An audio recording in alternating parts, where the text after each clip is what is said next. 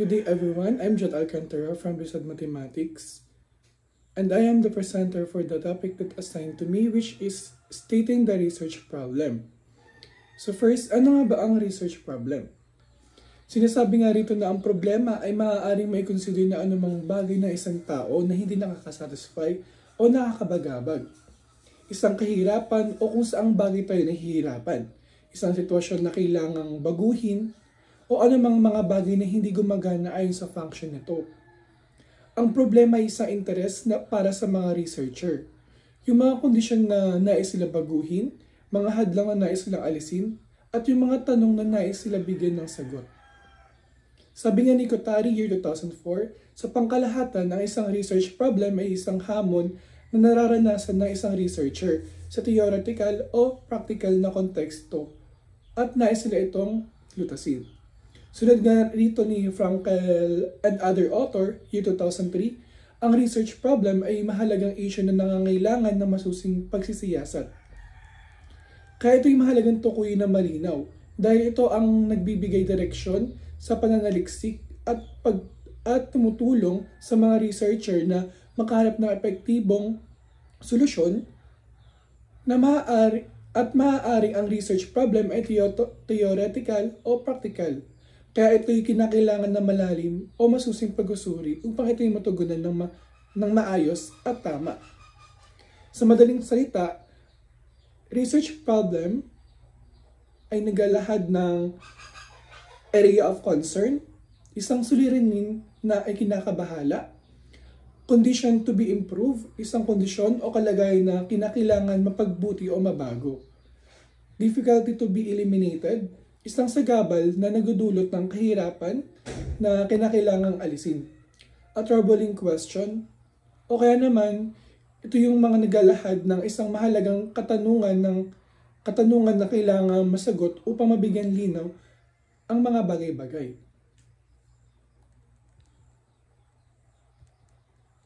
Now, since alam na natin kung ano ang research problem, let's move naman sa kung paano magsulat ng statement of the problem o ng SOP.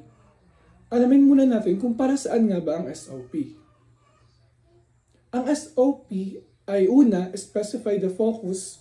When we talk about the focus, we are talking about the target of the study. With the target of the study, you will know what kind of data will this study get. Yung mga kasali at alin ang hindi kasali. Second, it defines the breadth and depth. Because of your SOP, malalaman dito yung kung ano yung lawak at yung lalim ng iyong study. Kasi dito makikita ano yung mga kinover, kung ano yung mga kinover niya at ano yung mga hindi niya kinover. Third, identifies the shape of the problem. When we talk about the shape, it is like a circle, dynamic, umiikot yung flow. If your SOP pushes further investigation, dito makikita yung ano pa yung ibig ma-achieve ng iyong study through your SOP. Fourth, sets the directions. Ano nga ba yung mga direction ng study mo? Saan ito patungo? Definitely sa mga pagsisequence pa lang ng mga questions.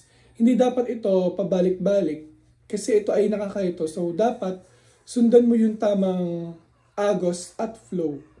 Dapat alam mo yung tama na mga dapat mauna at kasunod. Kasi hindi pwede na magkakalabo-labo. Like yung mga questions na dapat manghuli ay makikita agad or may ilagay mo agad sa unahan. Yung mga questions na pang-last ay tinatanong mo na agad sa una. Hindi siya pwede na magkaganyan kasi nakakalito ito sa mga reader at possible din na ikaw mismo na researcher ay malilito. Na bakit nauuna yung mga questions na panghuli dapat, like output. Kaya mahalaga sa SOP na proper yung sequence kasi ito yung nagsaset ng mga directions. Last is conveys time required. We should put a lot of time and effort sa paggawa ng SOP. Huwag natin ito balay-walain kasi ito yung nagdidikta ng kagandahan ng flow and substance ng study mo. And next, statement of the problem or SOP must be first Of course, SOP should be relevant. It manifests strong connection to the study title. Hindi siya pwede lumayo sa study title. Second, SOP should be clear. Words are properly structured, so dapat hindi ito nakakalito. Words are not in random collection. Third, specific. Kailangan each questions is directed in a target questions. Target in each questions addresses particular findings, so each questions can reveal particular findings. Hindi pwedeng nag-overlap na. Or ang broad na hindi mo na maintindihan na ano ba talaga yung gusto ipahiwatig ng tanong na ito. Hindi mo mag-gets or maintindihan, kaya maguguluhan ka dun ano uri ng questionnaire ang ipiprepare mo. Fourth, SOP should be research gap based. What are the gaps that you are trying to fill in? Saan ba may kulang? Saan walang data? Ito yung magandang ma-incorporate sa yung SOP. And 5, SOP must be measurable. Lalo pag quantitative, paano mo susukatin? Kasi malalaman dun anong questionnaire ang iyong ihahanda at ano nga ba ang statistical treatment ang appropriate na gamitin para sa data na nakalap. Let's have now the format on how to write a SOP. First, of course, it consists general statement first. So, dapat naka-paragraph form ito. Followed by specific problems. Ito yung mga naka-number. And then, mga mahalagang logical sequence yung ating mga questions. Hindi pwedeng naglalabo-labo sila na nakakapagpamali sa mga spelling. And of course, spacing. Kung 2 spaces ba, 3 spaces. Like sa paggamit ng hyphen, tulad ng sa outcome based, may hyphen ito. So may spacing yun between outcome and base. Minsan nakakalagtaan ito, so mahalaga na tama at sakto. Follow the writing mechanics ang ating SOP. Now we have here an example of SOP from Besad Math thesis in LGMC. The general statement here is this study aimed to determine the common errors in solving integers of grade 7 student of Leon Ginto Memorial College. And let's go to the specific. Specifically, this study aims to answer the following questions.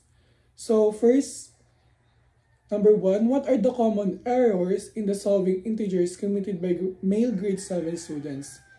Dito nga ay una nilang hinanap kung saan karaniwang nagkakamali sa pag-solve ng integers ang mga lalaking grade 7 student. Under this, ito yung mga aspects na pagpipilian kung saan mas karaniwang nagkakamali sa addition ba, subtraction, multiplication, o division. Second, number 2, what are the common errors in the solving integers committed by female grade 7 student? Tulad ng ginawa sa mga lalaki, hiwalay ring susuriin ang mga karaniwang pagkakamali ng mga babae sa pag-solve ng integers. Magagamit itong paghahambing kung may pagkakaiba ang errors ng lalaki at babae. Pagkakaiba ulit.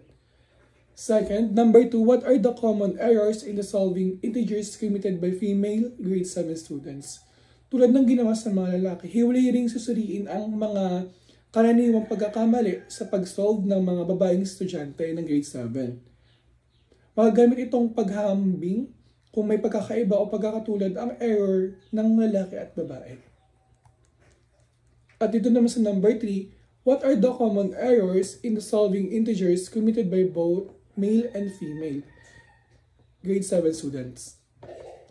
Finilter naman dito ang data upang makita kung ano ang common errors ng lalaki at babaeng estudyante ng grade 7. Kinuha muna ang data ng bukod na kasarian ng grade 7 students bago paghambingin ang karaniwang pagkakamali sa pag-solve ng integers ng grade 7 student.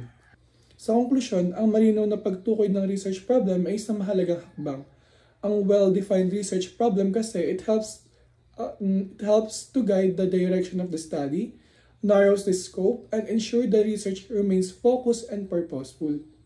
Addressing a relevant and specific research problem allows researchers to contribute meaningful insights to the academic community and offer practical solutions to real-world issues.